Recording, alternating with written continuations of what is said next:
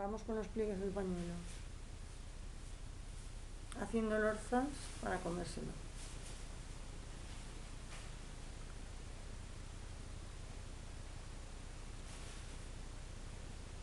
Sí, pero ya, toma.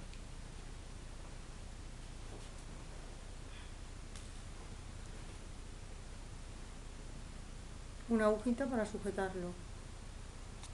¿En dius a mí?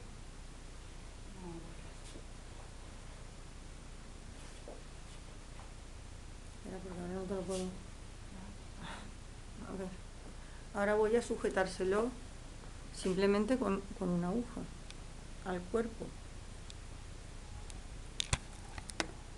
És que ho porta això escrit, digue'm. Lo porta pendiente, eso sabe. Ya lo sabemos. Cállate que está grabando. ¿Qué? Nada, abuela. Porque te has un poquito para mí.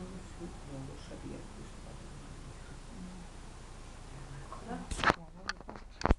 Bueno, continuamos, a ver. Espérate que te quiero enganchar en la aguja de atrás.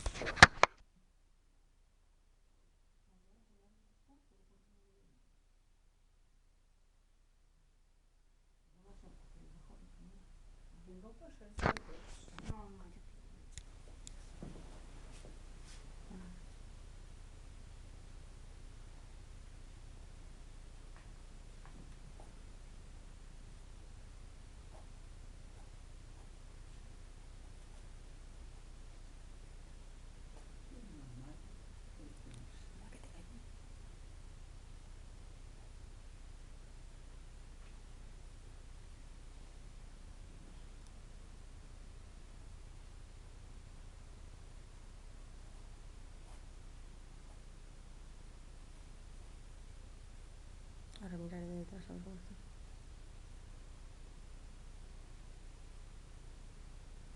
No le puse toque, ¿eh?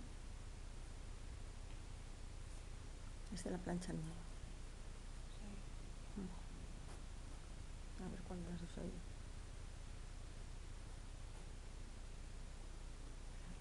No lo lleves torcido, espera un segundo. No lo sé, mamá, no pasa nada. Ahí.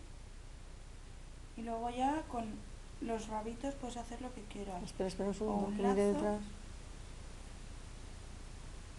Y ya está.